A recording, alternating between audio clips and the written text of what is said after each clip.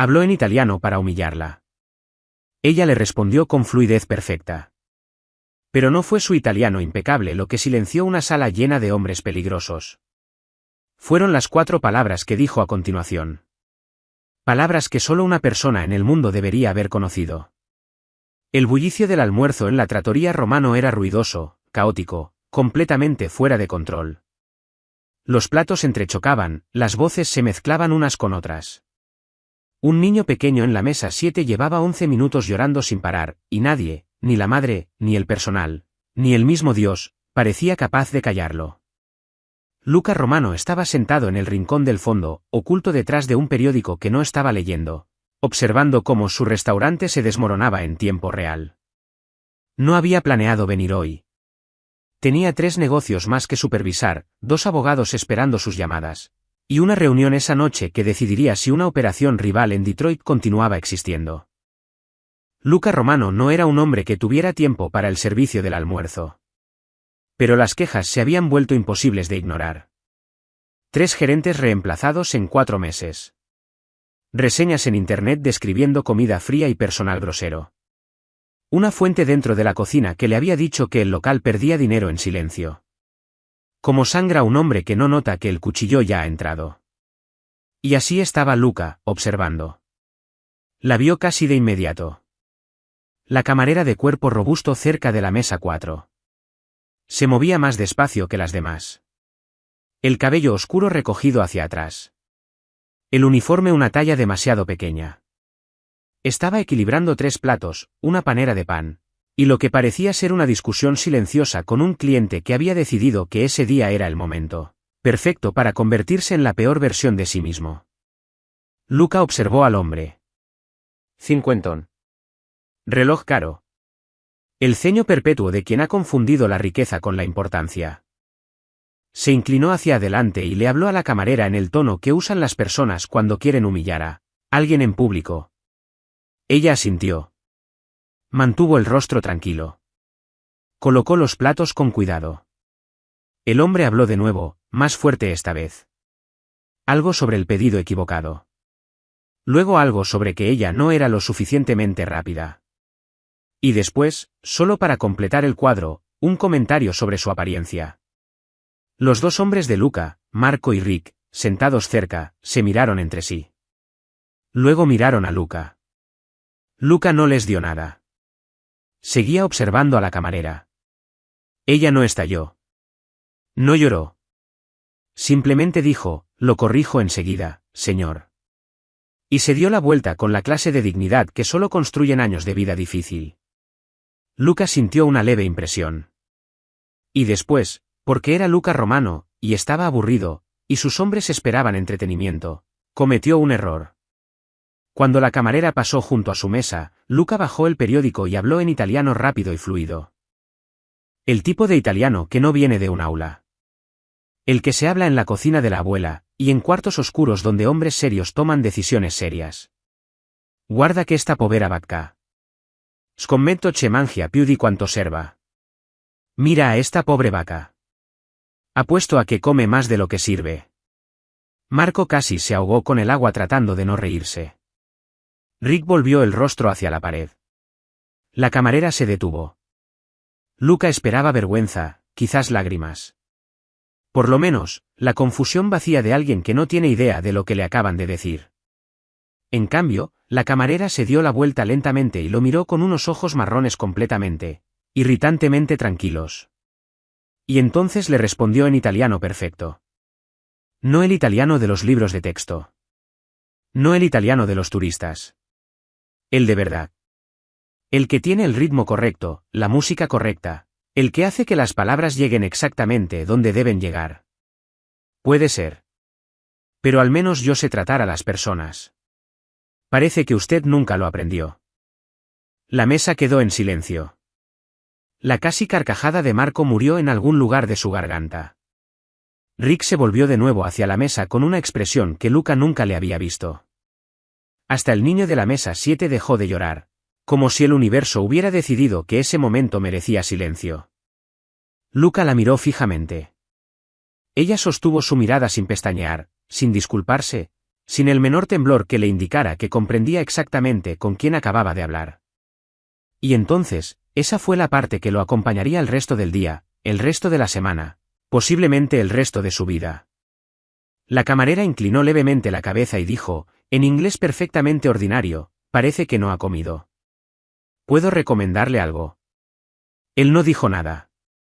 La tagliatelle al ragú está buena hoy, continuó ella, guardando su libreta bajo el brazo. Pero si quiere algo que realmente le llene, pídale a la cocina la pasta con la salsa de mantequilla lenta. No está en el menú. Hay que saber pedirla.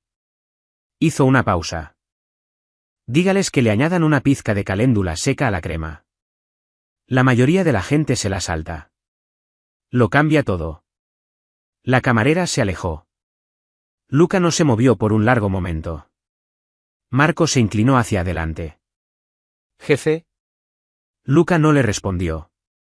Su mente había viajado a otro lugar, frío y lejano, 25 años atrás, a una cocina que ya no existía, a una mujer que ya no existía, de pie frente a una estufa un domingo por la mañana mientras un niño pequeño hacía en la mesa una tarea que no le importaba. Una pizca de caléndula seca. Lo cambia todo. Esas eran las palabras exactas. Las mismas palabras que su madre, María Romano, le había dicho cuando tenía 9 años, enseñándole la única receta que ella se había negado a escribir. La receta que dijo haber inventado ella misma. La receta que se llevó consigo cuando desapareció de la faz de la tierra en la primavera de 1999. Dejando atrás nada más que preguntas que nunca habían dejado de sangrar. La receta que ninguna otra persona viva en el mundo debería haber conocido. Luca Romano se puso de pie lentamente. Descubran su nombre, dijo en voz baja. Su nombre completo, dónde vive, cuánto tiempo lleva trabajando aquí. Marco parpadeó. La camarera. La camarera. Luca se ajustó la chaqueta, dobló el periódico que nunca había leído, y caminó hacia la salida sin haber pedido nada. Detrás de él, el restaurante siguió su curso, platos entrechocando, voces mezclándose, el ruido ordinario de la vida ordinaria. Pero algo acababa de abrirse, y Luca Romano, que había pasado 25 años siendo muy hábil para enterrar el pasado, ya podía sentir que no volvería a la tierra. Luca Romano había mandado seguir personas antes. Políticos, rivales, informantes. Una vez, memorable, un sacerdote que resultó ser considerablemente menos santo de lo anunciado.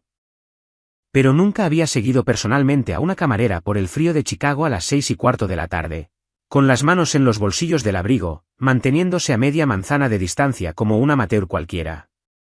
Se dijo a sí mismo que era porque el asunto era delicado. Se dijo que no quería que los pasos pesados de Marco la asustaran. La verdad, que no examinó demasiado de cerca, era que necesitaba ver esto él mismo. Emily. Su nombre era Emily Callaghan. Marco lo había confirmado en menos de una hora. Caminaba sin apresurarse. Sin auriculares, sin teléfono en la mano.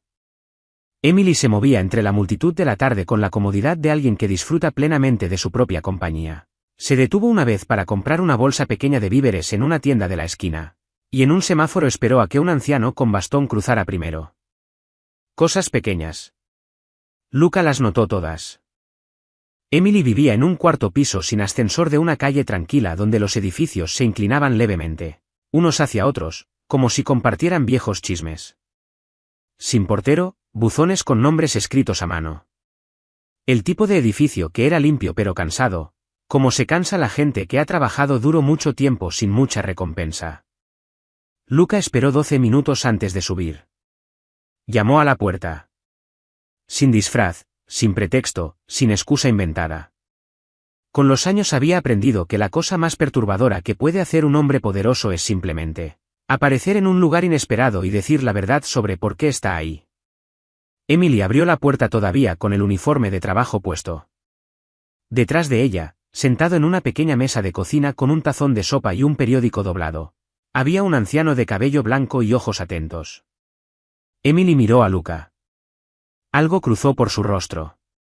No exactamente miedo, no exactamente sorpresa. Reconocimiento, quizás. Como si hubiera estado esperando un golpe en la puerta que tarde o temprano llegaría. Solo que no esta noche. Señor Romano, dijo ella. ¿Sabe quién soy? Todos los que trabajan en su restaurante saben quién es usted. Emily no se hizo a un lado de inmediato. ¿Qué quiere? Hablar sobre la receta. Una pausa. Luego abrió la puerta más. El apartamento era pequeño y tranquilo. Libros apilados en cada superficie disponible. Un gato dormido en el alféizar de la ventana con la absoluta confianza de un animal que es el dueño del lugar. El anciano en la mesa estudió a Luca con la mirada pausada y evaluadora de alguien que ha vivido lo suficiente como para haber dejado de impresionarse con los hombres peligrosos. Mi abuelo, George, dijo Emily. George asintió una vez y volvió a su sopa, habiendo decidido claramente que lo que fuera a pasar era asunto de Emily para resolver. Luca lo respetó. Luca se sentó en la mesa de la cocina, sin haber sido invitado, pero Emily no protestó, y le explicó con toda claridad la situación, la receta, la caléndula, la frase exacta que Emily había usado. Le dijo que pertenecía a alguien que llevaba 25 años desaparecido, y que necesitaba saber con precisión dónde Emily la había escuchado. Emily escuchó sin interrumpir. Cuando Luca terminó, Emily guardó silencio un momento. Luego se levantó, fue al dormitorio, y volvió cargando un libro de recetas. Viejo. El lomo agrietado y reparado con cinta adhesiva. La cubierta manchada de agua en la esquina.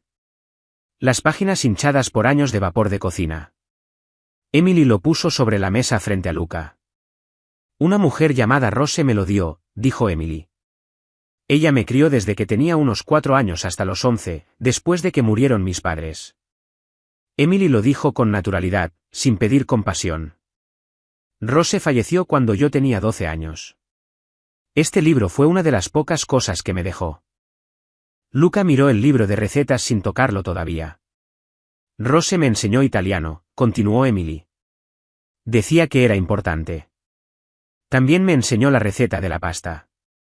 Dijo que se la había dado a alguien a quien amaba mucho, y que yo nunca debía perderla. Emily hizo una pausa. Nunca me dijo quién. Luca abrió el libro. Las páginas estaban llenas de notas escritas a mano en los márgenes, añadidos, correcciones, pequeñas observaciones personales que no tenían nada que ver con la cocina. El tipo de notas que escribe una persona cuando un libro de recetas se convierte en un diario sin querer. Luca pasó las páginas lentamente, y entonces, cerca del final, encajada entre 2 páginas que habían quedado ligeramente pegadas por lo que podría haber sido harina vieja o tomillo seco, una fotografía se deslizó y cayó sobre la mesa. Pequeña, de bordes cuadrados, como eran las fotos antes de que todo se volviera digital y perfecto. Levemente desvanecida en el centro. 2 mujeres de pie frente a lo que parecía ser un restaurante, un local pequeño, luz cálida en las ventanas. Una señal de calle apenas visible en el borde del encuadre. Una mujer a quien Luca no reconocía, mayor, de rostro bondadoso, con el brazo alrededor del hombro de la otra. A la otra la habría reconocido en cualquier parte. En una multitud de 10.000 personas. En una fotografía quemada hasta su último rincón. Su madre. María Romano. 25 años más joven, más delgada de lo que la recordaba, pero inconfundiblemente ella. Sonriendo de una manera en que casi nunca sonreía en Chicago. Libremente, sin vigilar la puerta. La mano de Luca quedó plana sobre la mesa. Emily lo observó. ¿La conoces? No era una pregunta. Luca dio vuelta a la fotografía. En la parte de atrás, en una letra que no reconoció, había 4 palabras y una dirección. Nueva Orleans. Ven a buscarnos. La habitación estaba en completo silencio. Luca miró a Emily y dijo lo único que tenía sentido. ¿Haz tu maleta? Nueva Orleans no te recibe con suavidad. Te golpea en el momento en que sales del aeropuerto.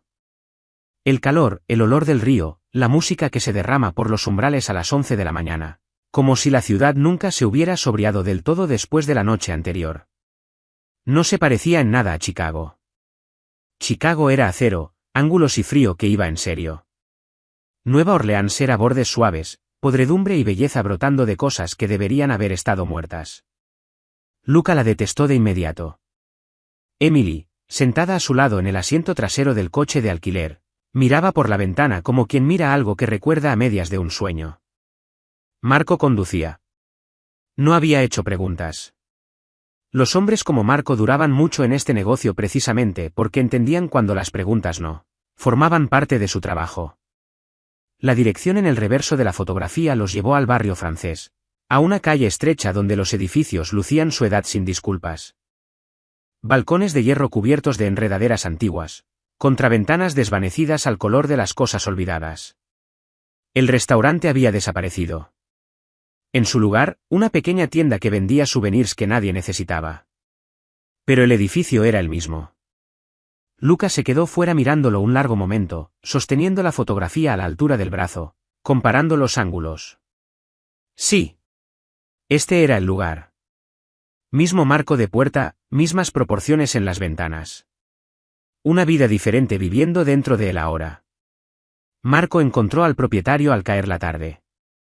Un anciano criollo llamado Bertrand, que llevaba 40 años dueño del edificio y tenía la memoria de alguien que había decidido hace mucho que olvidar era un desperdicio de una buena mente. Bertrand recordaba el restaurante. Recordaba que cerró a principios de los años 2000. Y sí, cuando Luca le mostró la fotografía, recordaba a las mujeres. La tranquila llegó primero, dijo Bertrand, meciéndose suavemente en el porche trasero de su casa, 2 calles más adelante. Miró el rostro de María en la fotografía sin apresurarse.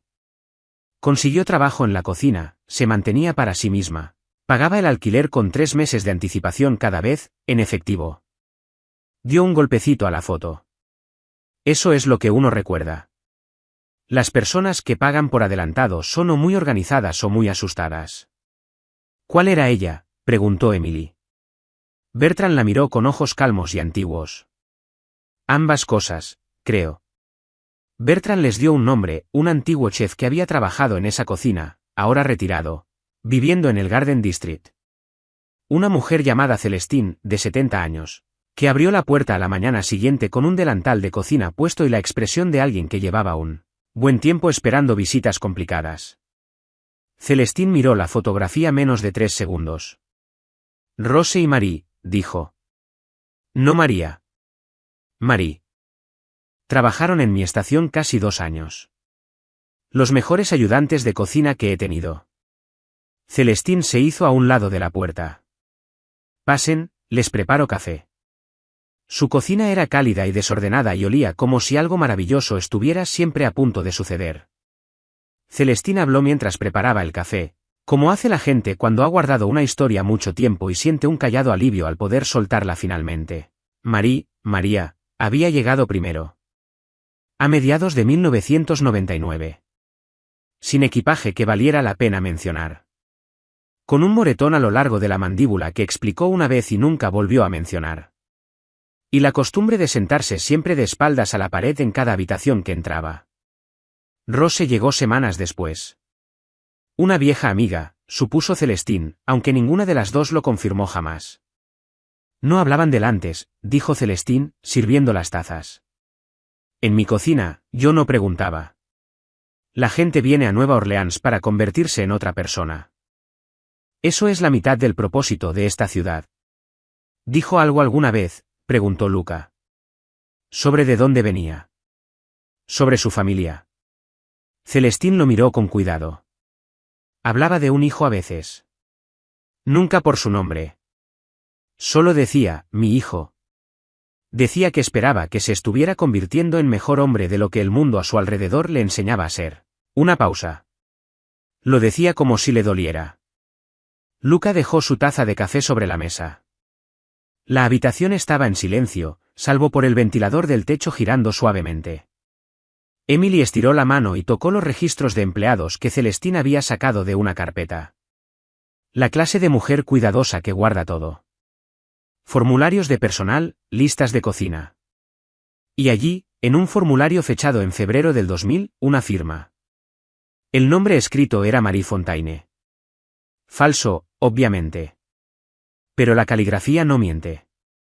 Luca había leído suficientes cartas de su madre de niño como para reconocer la manera particular en que ella formaba sus letras. El pequeño lazo en la parte superior de cada A. La forma en que su R se inclinaba levemente hacia la derecha, como si tuviera prisa. Era ella. María había estado aquí. ¿Viva? Escondida. 11 meses después de que Chicago la declarara desaparecida. Entonces Celestine dijo lo que cambió todo. Se fue deprisa, dijo en voz baja. Una mañana simplemente no apareció. Rose vino sola a recoger sus cosas. Me dijo que Marie tenía que mudarse de nuevo. Celestine giró su taza de café despacio. Le pregunté por qué. Rose miró hacia la puerta antes de responder. Como si estuviera revisando. Un instante de silencio. Dijo que la habían encontrado de nuevo. Las palabras cayeron como algo pesado arrojado sobre piedra. Emily miró a Luca. Luca miró a ningún lugar en particular. Su mandíbula se tensó. Algo frío y concentrado se asentó detrás de sus ojos. Su madre no había simplemente desaparecido. Había estado huyendo. Y alguien la había estado cazando.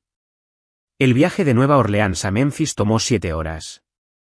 Nadie habló mucho.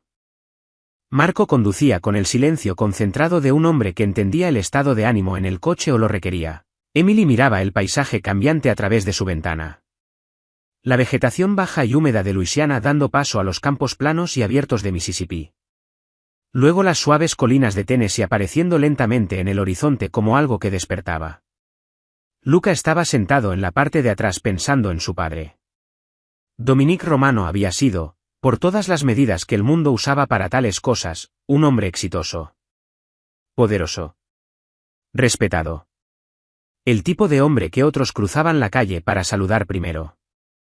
Había muerto 8 años atrás de un ataque al corazón, tranquilamente en su propia cama, lo cual era más de lo que la mayoría de los hombres en su posición lograba. Chicago lo había llorado como corresponde. El funeral llenó 3 filas de coches negros que se extendían 4 manzanas. Luca lo había enterrado con orgullo. Ahora, en algún punto entre la frontera de Mississippi y la de Tennessee, Luca empezaba a preguntarse exactamente qué era lo que había enterrado. La pista vino de los registros de empleados de Celestine. Un nombre mencionado en una lista de cocina. Un repartidor que aparentemente conocía a Rose de antes de Nueva Orleans. Una conexión que nadie había pensado en rastrear hasta que Emily, revisando los papeles esa mañana, señaló el nombre con el dedo y dijo en voz baja, Venía 2 veces por semana y Rose siempre salía a hablar con él a solas. Su nombre era Gerald Pruitt. Retirado ahora, viviendo en Memphis. Gerald abrió la puerta un martes por la mañana con una gorra de veterano y la expresión de un hombre que había pasado años esperando que algo desagradable llegara. Miró el rostro de Luca y palideció ligeramente. «Eres el hijo de Dominique», dijo. No era una pregunta. «Lo soy», dijo Luca. «Y necesito que me cuentes todo». Gerald habló de pie en su propio pasillo, como si sentarse haría la conversación más real de lo que podía soportar. Había trabajado 30 años atrás como mensajero de nivel medio entre la familia Romano de Chicago y una operación rival dirigida por un hombre llamado Sal Cutrone, ya muerto, su organización disuelta hace mucho. No exactamente un enemigo, más bien un vecino incómodo. 2 familias que ocasionalmente necesitaban fingir que se tenían confianza.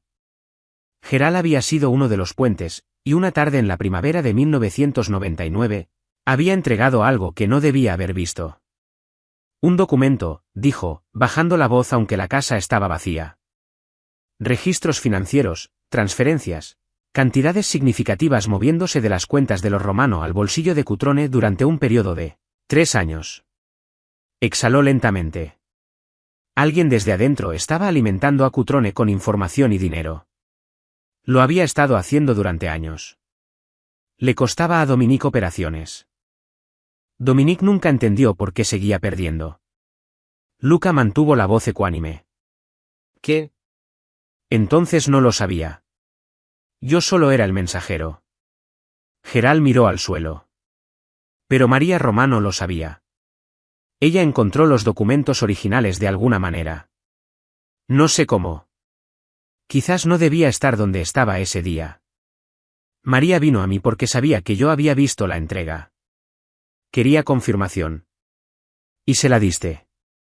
Le dije lo que había visto, sí. Gerald finalmente levantó la mirada. 3 días después, María había desaparecido. Y 2 hombres que yo no reconocí vinieron a mi apartamento y me explicaron con mucha calma lo que me pasaría si repetía alguna vez esa conversación. Gerald hizo una pausa. Les creí. Emily había estado parada en silencio cerca de la puerta. Ahora habló. ¿Sabía Marie quién estaba detrás? El nombre. Gerald asintió despacio. Una vez. María dijo el nombre antes de salir de mi apartamento. Lo dijo como si le costara pronunciarlo en voz alta. Gerald dudó. Un último instante de un hábito de autopreservación de 25 años. Luego lo soltó. Dijo que era Vincent.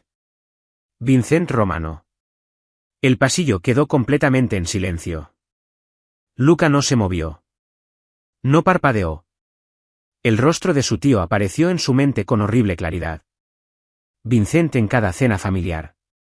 Vincent en el funeral de su padre, parado el más cercano al ataúd. Vincent en la propia oficina de Luca el mes pasado, riendo de algo que Luca ya no recordaba. Siempre presente. Siempre de confianza. Siempre ahí. María iba a exponerlo, dijo Luca. Su voz salió más baja de lo que pretendía. Iba a decírselo a tu padre, dijo Gerald. Pero Vincent se enteró primero. Y los hombres que tienen todo que perder no esperan a ver qué pasa después. Esa noche, los 3 se alojaron en un motel de carretera a las afueras de la ciudad. Sin nada que valiera la pena recordar. Paredes delgadas. Un estacionamiento iluminado por una sola lámpara que funcionaba. Luca estaba despierto a las 2 de la mañana cuando lo escuchó. Un sonido que no encajaba. Demasiado deliberado. Demasiado paciente. Luca ya estaba moviéndose antes de haberlo procesado del todo, jalando a Emily de la cama por el brazo, llevándolos a ambos al baño en el momento en que la ventana del cuarto explotó hacia adentro, y algo pesado destruyó la pared justo encima de donde Emily había estado durmiendo segundos antes. Marco, en la habitación de al lado, entró por la puerta de comunicación con el arma ya desenfundada. 40 segundos de caos. Luego silencio. 2 hombres desaparecidos antes de que el polvo se asentara. Sin rostros que valiera la pena identificar en la oscuridad. Luca se paró entre los escombros de la habitación, respirando con cuidado. Emily miró la pared y luego lo miró a él. Saben que estamos haciendo preguntas, dijo Emily. Sí. Lo que significa que nos estamos acercando a algo de lo que todavía tienen miedo. Emily no parecía asustada. Parecía alguien que acababa de tomar una decisión silenciosa. Entonces seguimos adelante. Luca la miró un momento. Luego asintió. Ross se había guardado todo. Eso era lo que Emily seguía recordando mientras viajaban por Arkansas en una mañana gris. La carretera reduciéndose a 2 carriles y los árboles apretándose por ambos lados como si intentaran escuchar. Ross se había guardado el libro de recetas, guardado la fotografía, guardado cada tarjeta de cumpleaños que Emily le había dado, atadas con hilo de cocina en una caja de zapatos debajo de su cama. Una mujer que guardaba todo dejaba rastros sin querer. La pista había estado en los márgenes del libro de recetas todo el tiempo. Emily simplemente nunca había sabido lo que estaba mirando. Un nombre de iglesia escrito con la letra de Rose entre una receta de pasta y una nota sobre aceite de oliva. San Agustín. Arkansas. Él los mantendrá a salvo. Sin explicación, sin fecha, solo certeza. San Agustín resultó ser una pequeña iglesia blanca al final de un camino de tierra en un pueblo tan silencioso que parecía estar permanentemente conteniendo el aliento. Un letrero pintado a mano, un estacionamiento de grava con 3 espacios, un huerto a lo largo del lateral que alguien claramente cuidaba con seria dedicación. El sacerdote que abrió la puerta tenía quizás 80 años, pequeño y ligeramente encorvado con los ojos brillantes y sin apagar de alguien cuya mente se había negado a participar en el proceso de envejecimiento del cuerpo. El padre Cayum miró a los 3 en su puerta. Luca en su abrigo oscuro, pareciendo exactamente lo que era. Marco detrás, flotando como una sombra muy grande. Emily sosteniendo el libro de recetas. El padre Cayum sonrió. La sonrisa específica de un hombre que lleva años esperando visitantes. Me preguntaba cuál de ustedes llegaría primero, dijo. El padre Cayum preparó té. Por supuesto que preparó té. El tipo de hombre que guarda secretos durante décadas prepara té antes de entregarlos. Era una gentileza, darle a todos las manos algo que sostener. Se sentaron en su pequeña oficina, paredes cubiertas de libros y una sola cruz de madera sobre el escritorio. Y el padre Cayum les contó que sí, recordaba a la mujer llamada Marie. Había trabajado como voluntaria allí durante varios meses, quizás en 2003 o 2004, ayudando con el banco de alimentos, repintando los cuartos traseros, arreglando cosas alrededor de la iglesia con la energía concentrada de alguien que necesitaba seguir moviéndose, para no pensar. Cargaba algo enorme, dijo el padre Cayum con simplicidad. No pregunté qué. La gente viene a las iglesias cargando cosas. Ese es el punto. ¿Las cartas?, dijo Luca. El padre Cayum asintió, dejó su té, se levantó del escritorio con los movimientos cuidadosos de los muy ancianos, y cruzó hasta un armario en el rincón. Madera vieja, bisagras de hierro, una cerradura que abrió con una llave que llevaba colgada al cuello.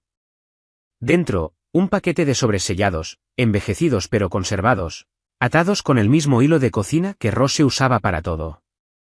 El padre Cayum los puso sobre el escritorio. Ella me dijo que los guardara hasta que alguien llegara haciendo las preguntas correctas, dijo. Me dijo que las preguntas correctas involucrarían una receta, una fotografía, y un nombre. El padre Cayum miró a Luca. Mencionó el nombre romano. Luca tomó las cartas con manos que no estaban del todo firmes. Eran 4. Abrió la primera y la leyó en silencio mientras Emily y Marco esperaban. Luego la dejó sobre el escritorio y miró la pared durante un largo momento. Emily la recogió. La leyó. Luego la leyó de nuevo, más despacio, como si releerla pudiera cambiar lo que decía. No cambió nada. La carta era con la letra de María. Luca lo había confirmado de inmediato. Explicaba, en la prosa cuidadosa y medida de alguien que había ensayado esas palabras muchas veces, por qué había desaparecido. La traición de Vincent, los documentos, la amenaza a su vida que llegó pocas horas después de que María confrontara a Gerald Pruitt, la noche en que huyó de Chicago sin más que su abrigo y la comprensión de que volver significaría su fin.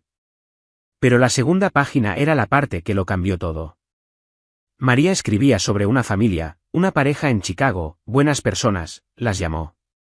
Personas conectadas vagamente con la organización, pero inocentes de su brutalidad. Habían sido testigos de algo que nunca debían haber visto. Vincent había ordenado que se ocuparan de ellos. María había intentado advertirles. Llegó un día tarde.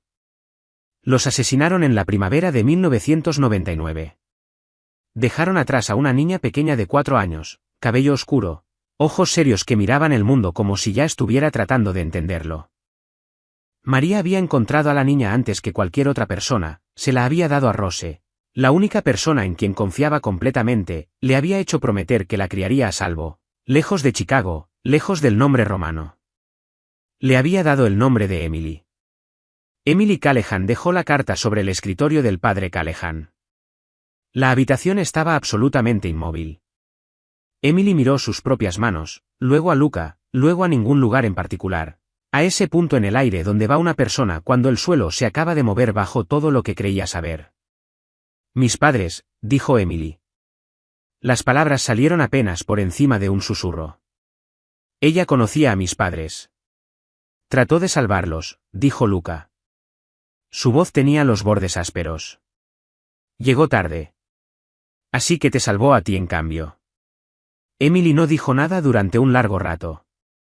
Afuera, el viento de Arkansas se movía entre los árboles. Adentro, 2 personas que habían cruzado 4 estados buscando a una mujer desaparecida comprendían lentamente que en realidad habían estado buscando algo completamente diferente. El uno al otro.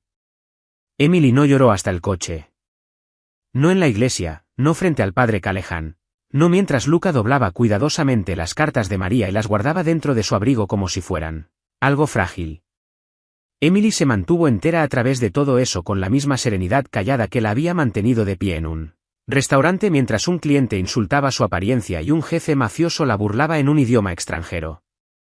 Pero en algún punto de la carretera al salir de Arkansas, con la iglesia desapareciendo en el espejo retrovisor y el cielo gris presionando bajo sobre el horizonte, Emily volvió el rostro hacia la ventana y sus hombros se movieron una vez, bruscamente, como si algo por dentro hubiera finalmente roto su cerradura. Luca lo notó. No dijo nada. Se inclinó hacia adelante y le dijo a Marco que se detuviera en el próximo pueblo para comer, dándole a Emily 10 minutos de silencio ocupado, que era lo único útil que se le ocurrió ofrecer. Emily estaba compuesta de nuevo cuando se detuvieron. Emily no lo mencionó. Luca tampoco. Siguieron adelante. El nombre en la tercera carta de María era Raymond Holt, un contador de nivel medio que había trabajado adyacente a la organización Romano a finales de los 90. No un miembro, no un criminal, sino el tipo de hombre silencioso y cuidadoso que las familias poderosas mantenían cerca para los números que necesitaban mantenerse privados.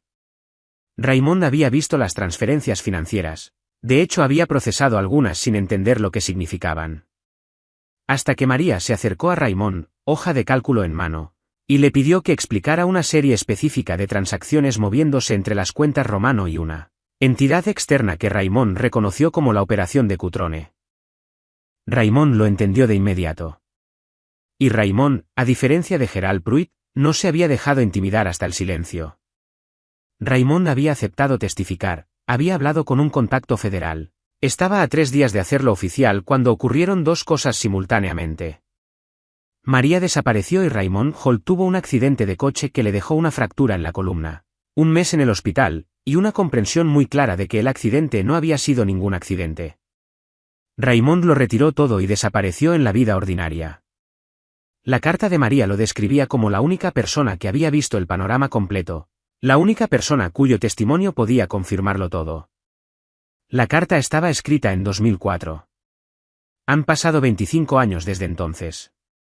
Raymond Holt tenía 81 años. Vivía en un centro de cuidado de la memoria en el extremo oriental de Kansas City. Y según la administradora de la instalación, una mujer enérgica que miró el rostro de Luca y decidió no hacer preguntas innecesarias, Raymond tenía días buenos y días malos, y no había forma de saber de antemano cuál sería ese día. Su habitación era pequeña y ordenada. Una ventana con vista a un jardín que alguien mantenía con esmero. Fotografías en la cómoda, un Raymond más joven, una mujer que presumiblemente era su esposa, hijos, nietos.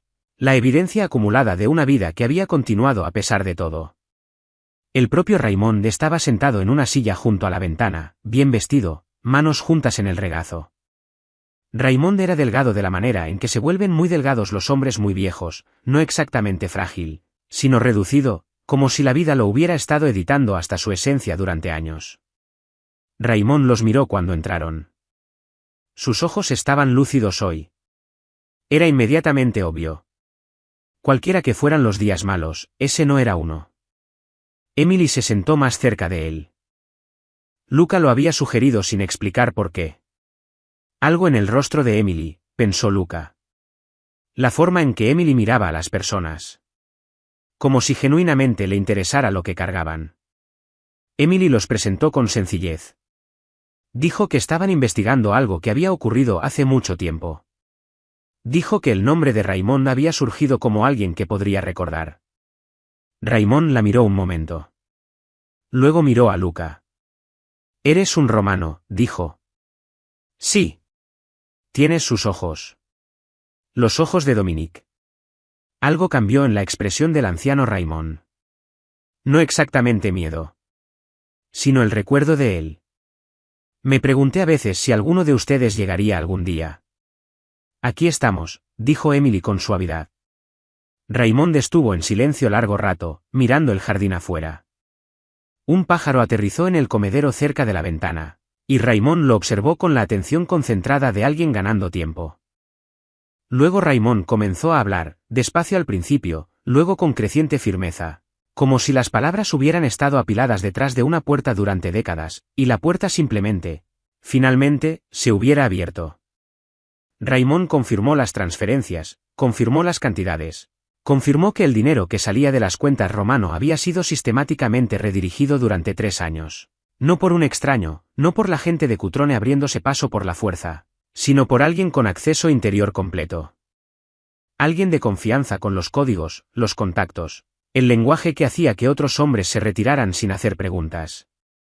Necesito el nombre, dijo Luca, con calma, con cuidado. Raymond se volvió desde la ventana. Raymond miró a Luca con los ojos claros y desencumbrados de un hombre que había cargado algo durante 25 años y había decidido, en esa pequeña habitación soleada con un pájaro en el comedero y sin nada ya que perder, finalmente soltarlo. Vincent Romano, dijo Raymond. Tu tío. Le vendió a tu padre durante 11 años y lo vio morir sin enterarse nunca. La habitación no cambió. El pájaro siguió comiendo. El jardín se mantuvo verde e inmóvil. Pero algo en el rostro de Luca Romano hizo algo que no había hecho jamás en ninguna habitación, en ninguna ciudad, en ninguna confrontación de toda su vida adulta. Se quebró. Solo por un momento, lo justo. Emily desvió la mirada, dándole el único espacio que la pequeña habitación permitía. El nombre había sido pronunciado en voz alta por fin. Y ya no podía no pronunciarse. La última pista era la más pequeña. Estaba guardada dentro de la cuarta y última carta de María, la que Luca había leído 2 veces en la oficina del padre Cayum y no le había mencionado a Emily hasta que ya estaban de vuelta en la carretera. Era una sola oración escrita al pie de la página, debajo de la firma, casi como un pensamiento de último momento. Si has llegado hasta aquí, ya sabes de qué estás hecho. La montaña hará el resto. Casilla 114. Correos de Rieway, Colorado. El apartado postal contenía un solo artículo. Un mapa dibujado a mano. No un mapa real, sin coordenadas, sin rosa de los vientos, sin escala. Solo un boceto. Un camino que se ramificaba de otro más grande, un cruce de río, una línea de árboles. Y al final de un sendero punteado marcado con cuidadosos guiones, un pequeño cuadrado que representaba un edificio. Debajo del cuadrado, 2 palabras con la letra de María. Ven sola. Luca miró el mapa durante un largo tiempo en el estacionamiento del correo. Luego miró a Emily.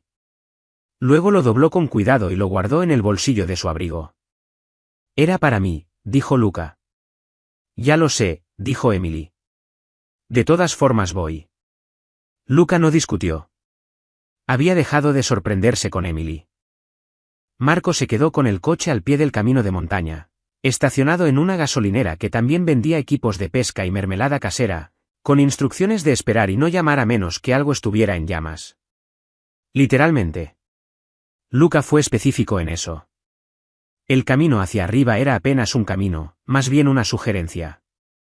El coche de alquiler al que habían cambiado en Denver raspó su carrocería 2 veces contra rocas ocultas en la pista de tierra antes de que Luca decidiera que era mejor caminar el último kilómetro.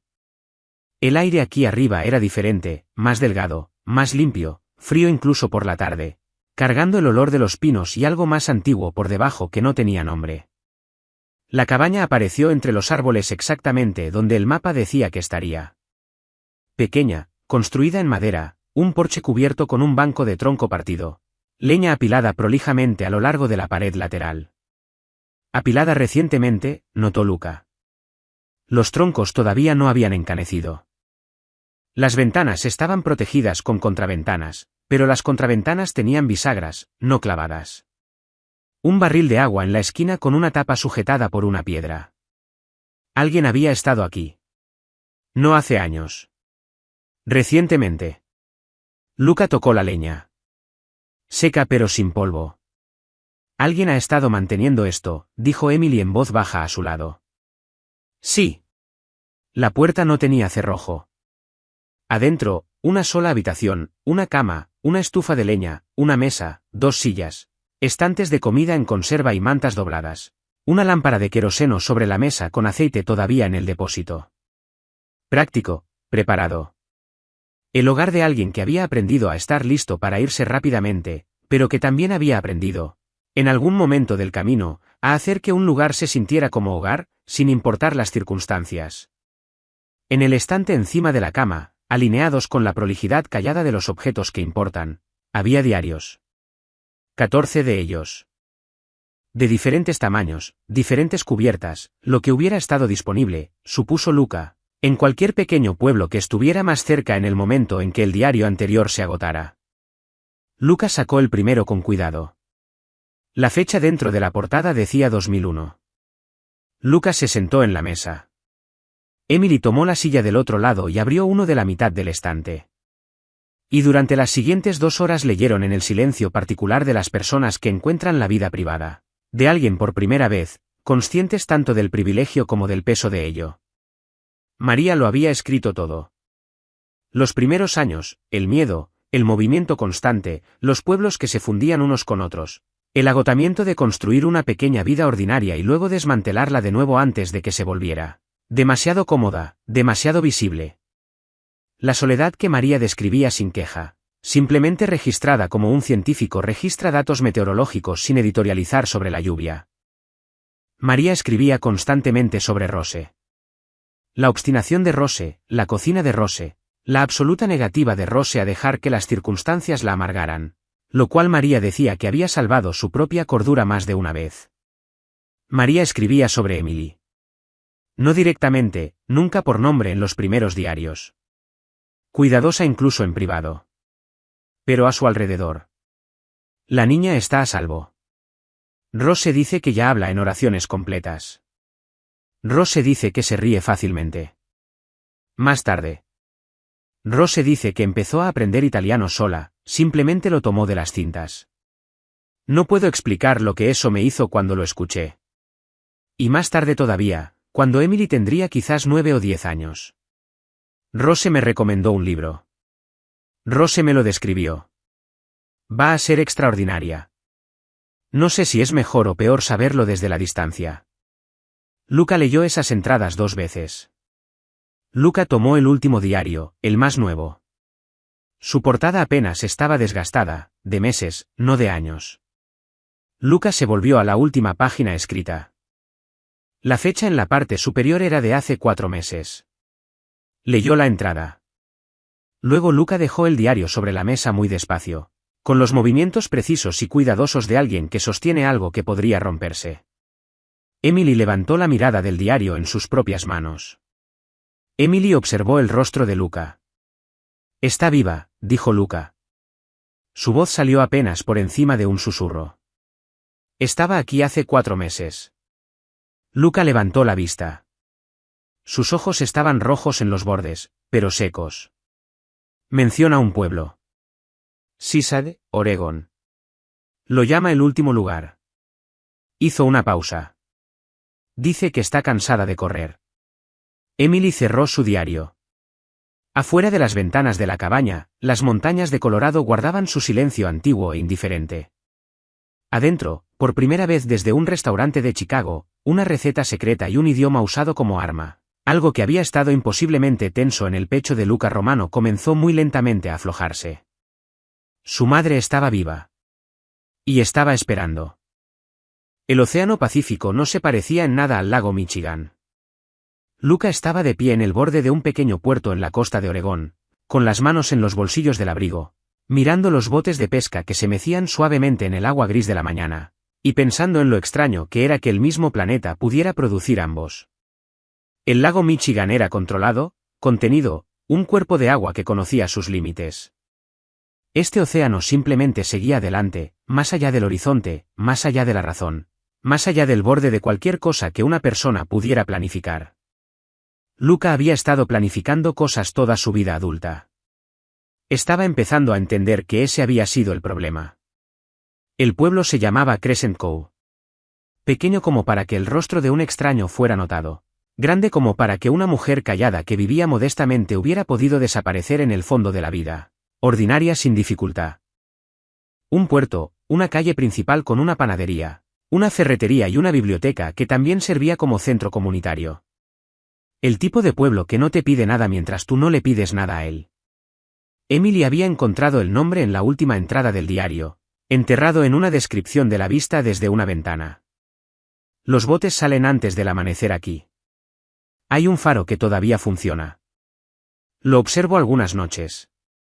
Un faro, un solo Crescent Cove en la costa de Oregón. Marco esperó en el motel a las afueras del pueblo. Esta vez Luca no tuvo que decirle nada. Marco había entendido desde Colorado que lo que viniera a continuación no era su momento de estar presente. Preguntaron primero en la panadería. Emily entró sola. Luca se quedó en la acera de afuera, juzgando correctamente que su cara y presencia particular no era la herramienta adecuada para una conversación delicada en un pueblo pequeño. Emily compró 2 cafés y mencionó, con la mayor naturalidad que pudo, que buscaban a una mujer mayor que vivía tranquilamente, que posiblemente se llamaba Marie, que llevaba quizás 1 año o 2 en el pueblo. La mujer detrás del mostrador, joven, con harina en los antebrazos, lo pensó exactamente 3 segundos. Miss Marie de Anchor Lane, dijo. Los martes viene por el pan de masa madre. Se mantiene bastante para sí misma, aunque el otoño pasado nos ayudó a repintar el cuarto trasero. Una pequeña sonrisa. Es muy hábil con las manos. Anchor Lane quedaba 4 calles detrás del puerto, una hilera de pequeñas cabañas pintadas de desvaídos colores costeros. Azul, verde salvia, el particular amarillo pálido de las cosas desgastadas por el mar. El número 7 tenía una jardinera en la ventana con hierbas creciendo. Romero, tomillo. Y al final de la hilera, derramándose a medias por el borde de la caja hacia el alféizar, el plumoso naranja de flores secas de caléndula. Luca se detuvo. Emily se detuvo a su lado. Los dos estuvieron afuera del número 7 durante un momento que se sintió más largo de lo que era. El sonido del océano era constante aquí, presente en cada silencio, llenando cada espacio entre palabras y pensamientos. Luca llamó a la puerta. La mujer que abrió era vieja. Eso fue lo primero. No vieja como un shock, no vieja como una herida, sino vieja como lo es un árbol, como si el tiempo hubiera pasado a través de ella y la hubiera dejado en pie. Cabello blanco cortado con practicidad, un rostro que había sido hermoso y se había convertido en algo mejor, curtido y específico y enteramente suyo. Manos levemente dobladas en los nudillos por años de trabajo, pero todavía precisas en la manera en que sostenían el marco de la puerta. Sus ojos eran los ojos de Luca. Luca nunca lo había visto desde afuera antes. María miró a Luca. Algo vasto y complicado y demasiado profundo para nombrar cruzó por su rostro. La expresión de una mujer que había pasado 25 años ensayando un momento y ahora descubría que ningún ensayo había sido suficiente. Luca, dijo María. Solo su nombre. Como lo pronunciaba cuando él tenía 9 años y lo llamaba a cenar. La misma voz, más vieja, pero la misma. Luca no pudo hablar por un momento. María Romano abrió la puerta más y miró más allá de Luca hacia Emily. Y entonces ocurrió algo completamente diferente. Su compostura, que había sido extraordinaria, simplemente se disolvió. No dramáticamente, no con ruido. Los ojos de María se llenaron y María presionó una mano brevemente sobre su boca. Y luego María se adelantó y rodeó a Emily con los brazos sin decir una palabra. Y Emily, que se había mantenido entera a través de 5 estados y 4 revelaciones y una pared de cuarto de motel que casi la terminaba, finalmente dejó de mantenerse entera por completo.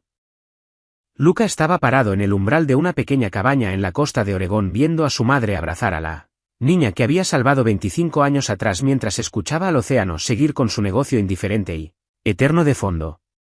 Adentro, tomando el té que María preparó con la calma automática de alguien para quien preparar té en momentos difíciles. Era una práctica de toda la vida, María explicó. El alcance de Vincent nunca había colapsado del todo. Incluso con los años, incluso al envejecer, Vincent mantenía suficiente lealtad de la red antigua como para hacer que la exposición fuera peligrosa.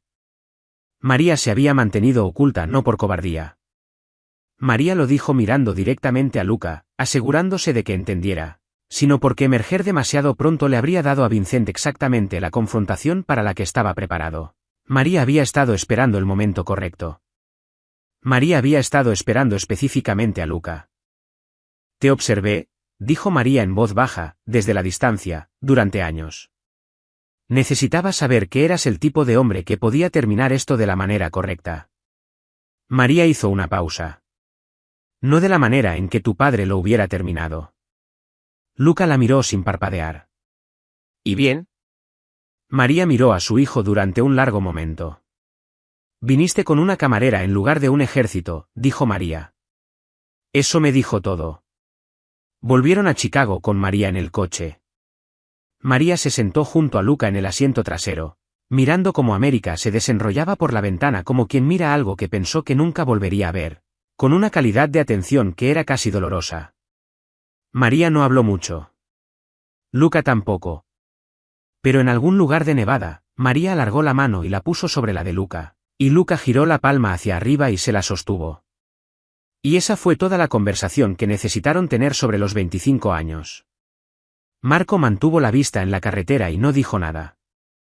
Emily durmió contra la ventana, finalmente, por primera vez desde Arkansas, con el sueño profundo de alguien cuyo cuerpo había decidido que ya había procesado suficiente por una sola vida, y el resto podía esperar.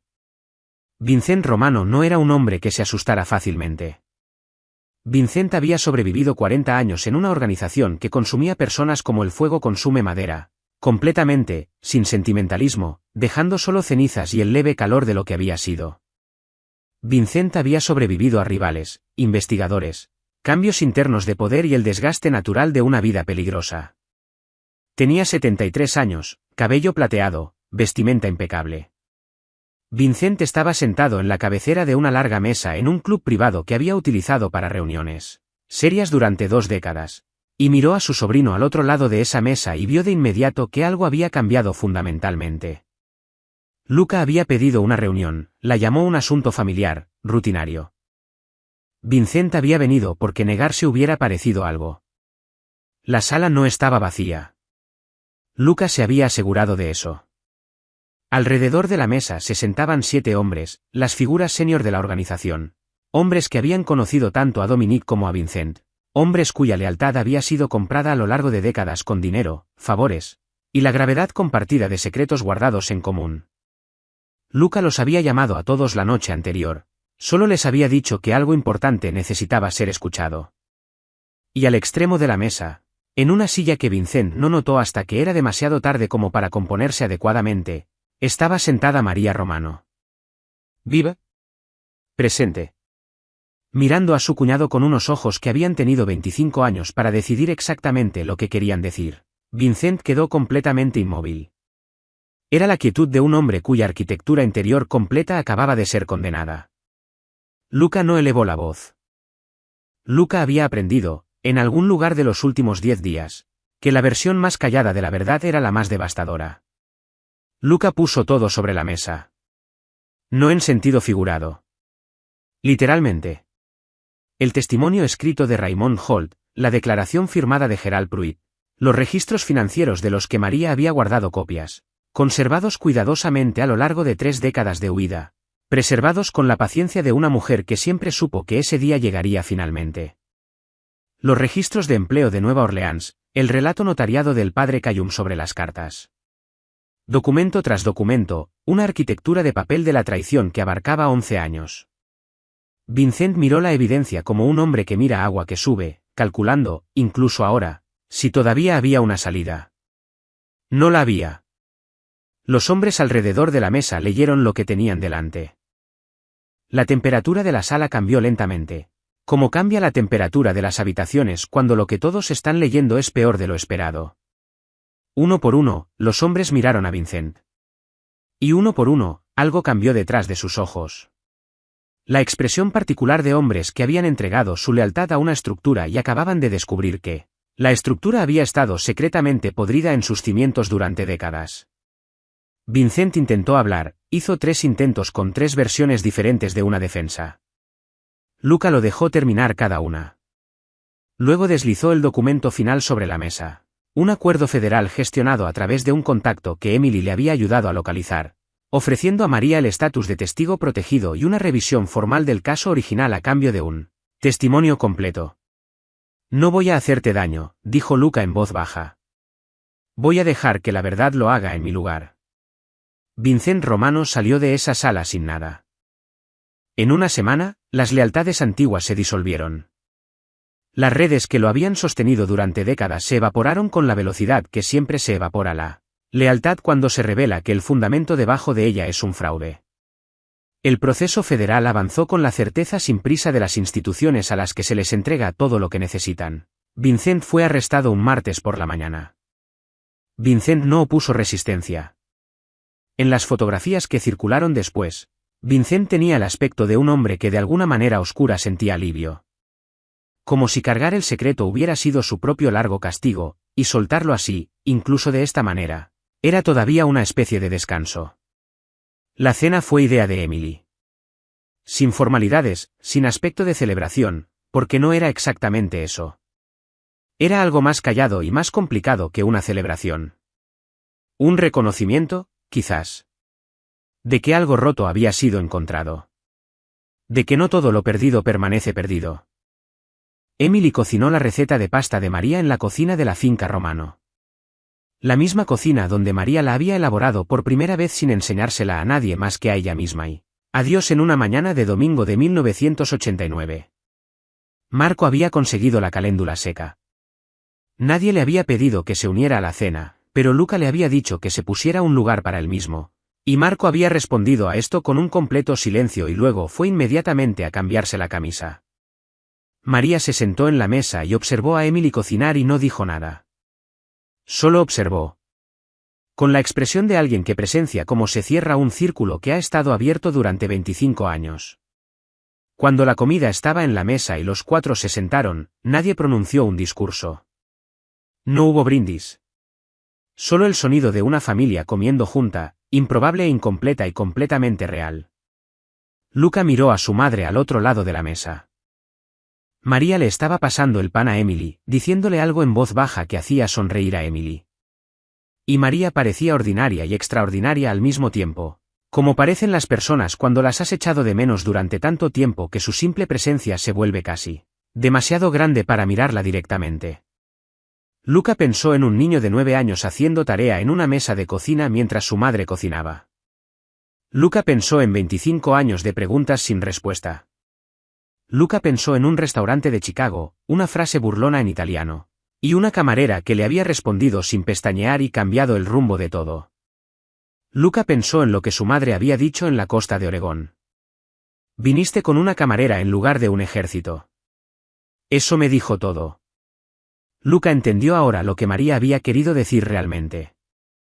No que traer a Emily en lugar de hombres había sido una elección estratégica, sino que en algún punto entre Chicago, Colorado y la costa de Oregón, en el transcurso de un viaje que había comenzado por obsesión y terminado en algo que se sentía peligrosamente cercano a la gracia, Luca había dejado de ser únicamente el hijo de su padre. Se estaba convirtiendo, lenta e imperfectamente y sin ninguna garantía de éxito, en el hijo de su madre. Después de la cena, cuando María estaba instalada en el cuarto del este y Marco había desaparecido diplomáticamente a otra parte de la casa, Emily estaba parada en el fregadero lavando los platos con la eficiencia cómoda de alguien que ha pasado años haciendo cosas necesarias sin quejarse. Luca tomó un trapo de cocina. Emily lo miró de reojo. No tienes que hacer eso. Lo sé, dijo Luca. Luca secó los platos, Emily los lavó. Afuera de la ventana de la cocina, Chicago seguía con su enorme e indiferente vida. Las luces, el tráfico, el río corriendo oscuro y constante bajo los puentes. Adentro, todo estaba en silencio. ¿Qué pasa ahora?, preguntó Emily. Luca consideró la pregunta con honestidad, lo cual ya era algo nuevo en sí mismo. No lo sé exactamente, dijo Luca. La organización. Voy a retirarme. No ocurrirá de la noche a la mañana. Estas cosas nunca lo hacen. Pero voy a empezar. Luca hizo una pausa. María pasó 25 años protegiendo algo. Lo menos que puedo hacer es tratar de ser digno de ello. Emily le pasó el último plato. Ella ya cree que lo eres. Es mi madre. Está contractualmente obligada a creer eso. Emily se rió, callada, genuinamente. La risa de alguien que no había tenido suficientes razones para hacerlo recientemente. Era un buen sonido en la cocina. Allí pertenecía. Luca Romano dejó el último plato, dobló el trapo, y miró hacia la ciudad que había gobernado por el miedo durante 15 años. Luego la apartó de su vista y miró hacia la mesa donde, en una hora, su madre volvería a tomar té y diría cosas ordinarias, Y Emily discutiría con ella levemente sobre algo sin importancia, y Marco rondaría en la puerta fingiendo no esperar que lo invitaran de vuelta. Lo más grande que Luke había encontrado al final de 25 años de preguntas enterradas no era un secreto, ni evidencia, ni siquiera justicia, aunque la justicia había llegado. Era esto. Una cocina. Una mesa. Personas que habían sobrevivido algo juntas y habían elegido, en el aftermath, quedarse. Eso era lo que su madre había estado protegiendo todo el tiempo. Y finalmente, improbablemente, imposiblemente, completamente. Era suyo.